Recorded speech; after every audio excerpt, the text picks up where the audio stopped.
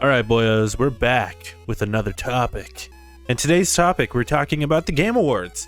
And what I'm going to do on this video or this episode or whatever you want to call this, I'm going to go through and just vote for every Game Award. And I'm going to vote for what I think I want to win, and then I will make a prediction about what I think will actually win.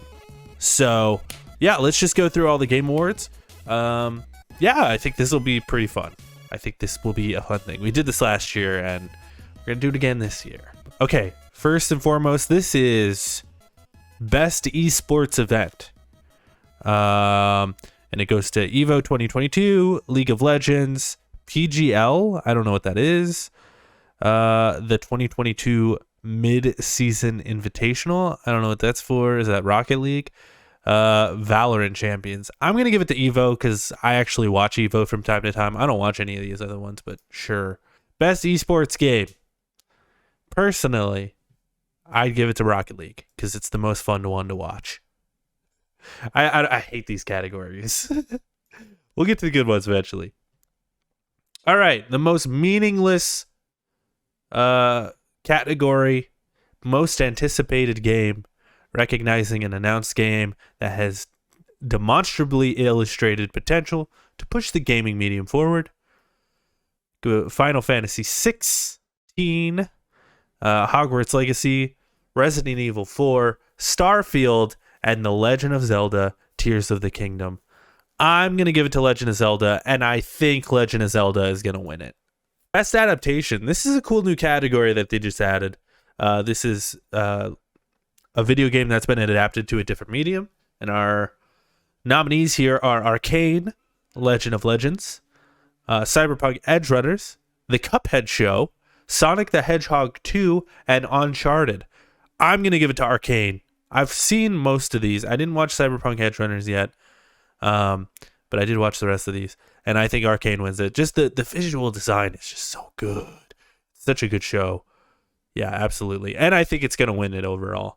Sonic has a shot, but I think Arcane is going to take away that one. Best debut indie. This is hotness here. We got Neon White, which people love. I didn't get to play it. Norco, Stray, which I love. Tunic, which is an indie darling, and Vampire Survivors. And I want to give it to Stray, but Vampire Survivors is just some hotness, dude.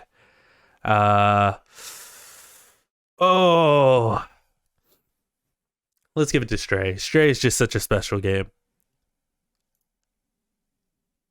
Content Creator of the Year.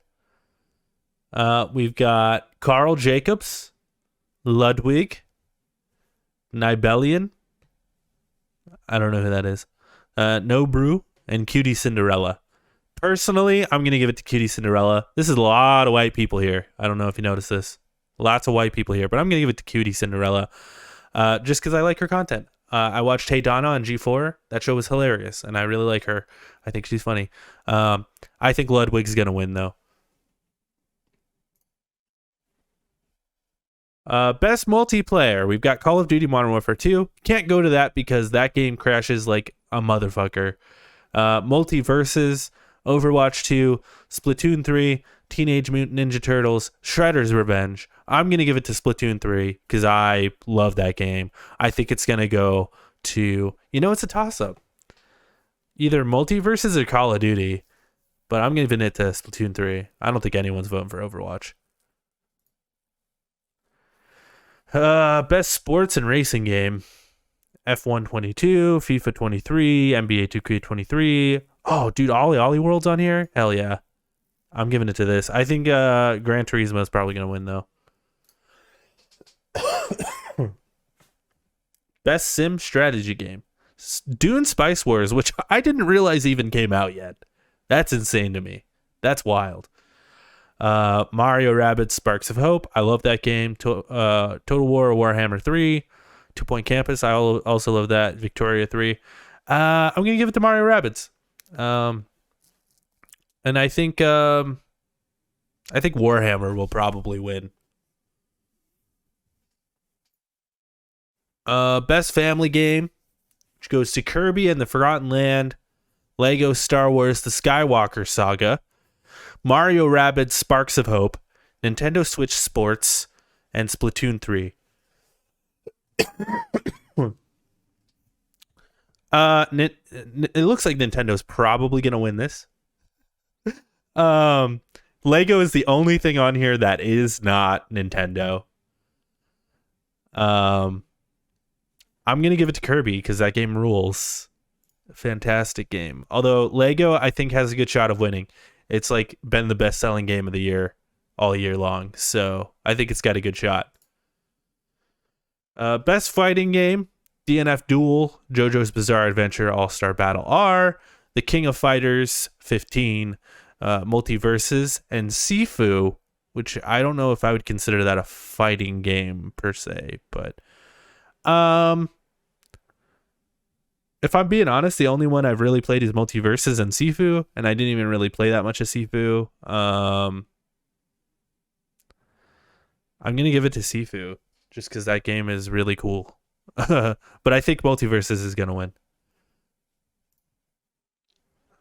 Best role-playing game.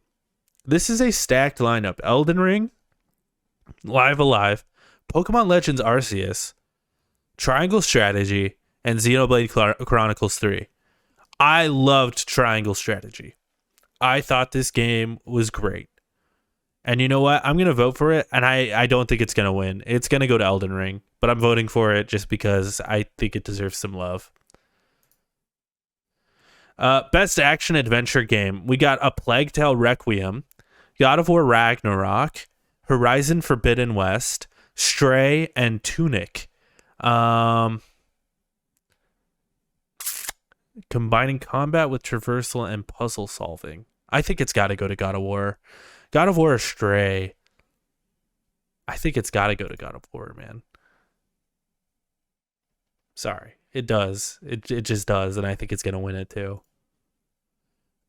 Best action game. We got Bayonetta 3, Call of Duty Modern Warfare 3, Neon White, Sifu, and Teenage Mutant Ninja Turtles. I'm giving it to Bayonetta 3. I think Bayonetta 3 is amazing. I think Neon White has a good shot of winning it, though. I think it's got a really good shot. Best VR. I don't own VR, but I'm going to give it to Among Us. Just because I've seen clips online and it looks hilarious. I have no idea. I feel like Moss could win, but I feel like everyone's just going to vote for Among Us.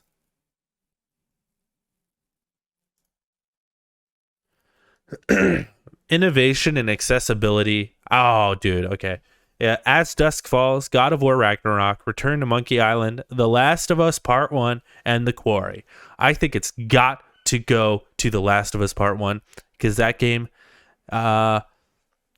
it's anything you want to change in that game, you can. It's so accessible. You could play that game if you're blind and deaf. Like, it's amazing. Absolutely. Best community support. Apex Legends, Destiny 2, Final Fantasy 14, Fortnite, and No Man's Sky. You know, I don't know. The only one I really play is Destiny these days, so I'm going to give it to Destiny. You know, and I think Destiny might win it. Best mobile game? Oh, I know what it is. Apex Legends Mobile, Diablo Immortal, Genshin Impact, Marvel Snap, Tower of Fantasy. It's got to be Marvel Snap, and I hope it wins. Marvel Snap is unbelievably good. It is such a good fucking mobile game. I've spent hours and hours and hours playing this game, and I can't stop playing it. It's a problem. I love Marvel Snap. It's got to be the winner. Best indie. This is a stacked lineup too. Cult of the Lamb, Neon White, Sifu, Stray, and Tunic. I think it's going to come between Cult of the Lamb and Stray. Personally, I'm going to vote Stray because I love that game. I really, really love this game. I'm sure if I played Neon White, I would have more of a feel for it, but I never got to play it. But I'm voting Stray. Best ongoing game. This is sort of the same as community support. I'm giving it to Destiny too. It's got to be. And I think that'll win it too. Like the other games are just like season passes. Destiny's like pumping out like crazy content. Games for impact. Okay, so here's the weird thing about this one. I haven't played any of these games, so I can't even vote on it. Um, but I'll read them out anyway. A Memoir Blue, As Dusk Falls, Citizen Sleeper, Endling, Extinction is Forever, Hindsight, I Was a Teenage Exocolonist. And this is for a thought-provoking game with a pro-social meaning or message. I haven't played any of them, unfortunately. Best performance. We've got Ashley Birch for Horizon Forbidden West, Charlotte McBurney in A Plague Tale Requiem, Christopher Judge, God of War Ragnarok, Immortality, Manon Gage, and Sunny Solchik, God of War Ragnarok. I think it's going to come between these two guys, between Christopher Judge and Sunny Solchik. And I'm only about halfway through the game, but so far, Christopher Judge is just like absolutely giving the performance of his life. And honestly, so is Sunny Solchik. And I'm going to vote for him just because I think everyone else is going to vote for Christopher Judge, but I think he's so good that he deserves it. Although Ashley Birch was incredible in Horizon Forbidden West. This is tough. This is a tough one for me between these three. I'm giving it to Sunny. He's great in the game so far. So, best audio design: Call of Duty Modern Warfare 2, Elden Ring, God of War Ragnarok, Gran Turismo 7, Horizon Forbidden West. I think Call of Duty Modern Warfare 2 has horrible sound design. No shot that wins. Elden Ring, pretty good sound design. It's pretty good. God of War Ragnarok, excellent. Gran Turismo, from what I've seen, has excellent sound design. I'm giving it to Horizon, though, because that game has crazy sound design. Best score and music. This one's easy for me. A Plague Tale Requiem, Elden Ring, God of War Ragnarok, Metal Hellsinger, which is cool to see here, and Xenoblade Chronicles 3. I'm giving it to Elden Ring. The score in this game is absolutely insanely good. So good. It's got to be Elden Ring. Best art direction: Elden Ring, God of War Ragnarok, Horizon Forbidden West, Scorn. Okay. And Stray. Art design. Elden Ring has pretty good art design. So does Horizon. So does God of War. So does Stray. This one's tough for me. Because I don't want to vote for these two for everything. I'm going to give it to Stray. Just to be the odd man out here. And I think Elden Ring is going to win it. But I'm giving it to Stray. I love the art design in that game, so. Best narrative. This one's easy. Plague Tale Requiem, Elden Ring, God of War Ragnarok, Horizon Forbidden West, and Immortality. It's got to be God of War Ragnarok. I'm halfway through it. I'm so compelled by the story. It's great. Best game direction. Awarded for outstanding creative vision and innovation in game direction and design.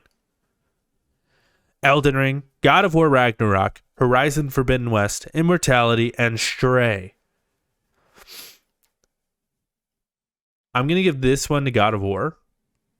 When you think about the creative vision of what God of War Ragnarok is, I think it wins.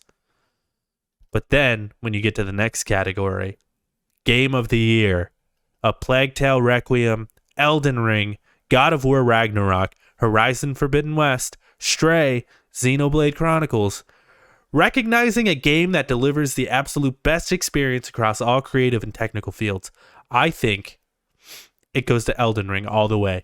I'm not even the biggest Elden Ring fan, but I can acknowledge that Elden Ring was the best game that came out this year. Without a doubt.